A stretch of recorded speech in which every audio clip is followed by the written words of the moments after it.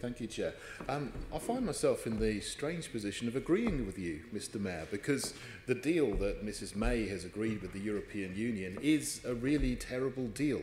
It brings the worst of all worlds. It brings the disadvantages of membership, but doesn't allow us the opportunities of leaving in full. And of course, as you know, leaving with a World Trade Organization rules in place would be the best thing for Britain, and it's what people voted for in the referendum. But, Mr. Mayor, in your draft economic plan, you call for us to stay in the single market and the customs union, which goes against the 2017 manifesto of your own party. Why have you called to stay in the single market and the customs union against the will of the people and against your own party? Well, it is possible to be outside the European Union but be members of the single market and the customs union. You all know that as somebody who is a self-professed expert on the European Union. And I'm pleased that you agree with me. You'll find many Londoners do as well.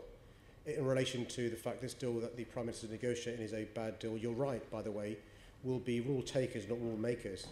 And that's one of the reasons why, if there is a public vote, I'll be campaigning for us to stay in the European Union. And it's really important for us to realise we may disagree in relation to which side of the argument we're on in relation to whether we stay in the EU or not, but we can agree that this deal that our Prime Minister has negotiated is a bad deal.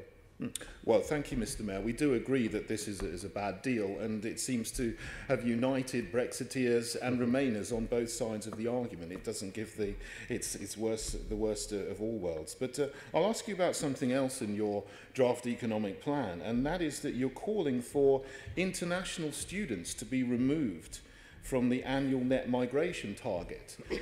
International students who come here, they need housing, they need healthcare, they need to travel on public transport. Isn't it the right thing to do to keep them in the net migration figures so that we know how many are coming into the country? Well, anybody who's studied the contribution made by international students will see the massive contribution they make. They're not a burden on the state at all. They're not a burden on public resources, and they contribute to our economy. The student fees they pay as international students is far higher than home students. Many universities benefit from that. The rent they pay to their landlords, the landlords benefit from the rent they pay. It doesn't come from housing benefit, it comes from their own income.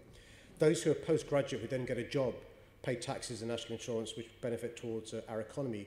But the other massive advantage it has is the soft power advantage. I'm proud, whether it's presidents of the USA like Bill Clinton, whether it's prime ministers of Pakistan like Benazir Bhutto, or whether it's other leaders around the world, their experience with our country by being a student here has made them fall in love with our country, which means they're still friends even though they may have left as students of this country. But not just world leaders, whether you're a chief executive or a teacher or an entrepreneur, when you return to country of origin, your experience in our city makes you be somebody who is fond of London and wants to invest in our city. Well, Mr. Mayor, I'm not disputing that they pay high fees to many of the universities they come to, and it's beneficial that people come from abroad, and particularly in the expanding markets in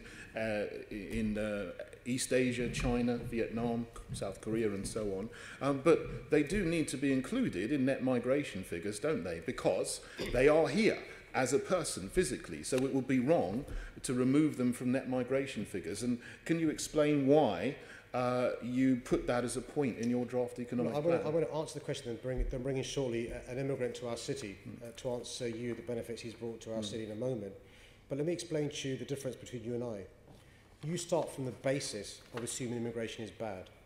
Mr. Mayor, that is not that your Mr. Mayor, economically, culturally, this and is socially simply not true, Mr. by Mayor. Immigration, which is why I'll ask my deputy mayor, an immigrant, to answer your questions in relation to why Mr. Mayor, you haven't answered the question that I was putting to you.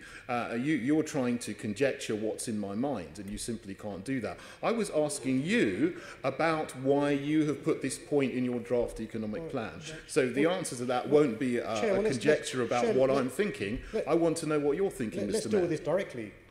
Does the Assembly member think immigration is good for our city? No, I'm putting questions to you, Mr. Mayor, and you're definitely trying to avoid answering my question. I'm not sure Chair, that I'm going to get an fair, answer out of you. So let me move on to something else so because you can't I'm answer, running so you out. can't answer whether you think immigration is good for our Well, city. this is yes or Mayor's no, question isn't it? time. Yes. I'm putting questions to you, Mr. Mayor.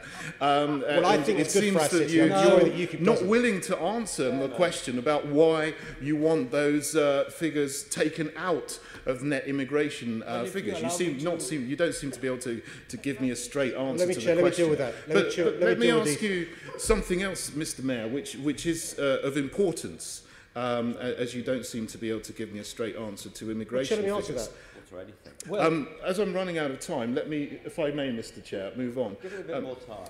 No, I won't give him a bit more time. But it does the- need the- to be made clear, Mr. Mayor, that it's not you asking him questions. You, in your answers, you can interpret the question, but you mustn't directly ask him a question.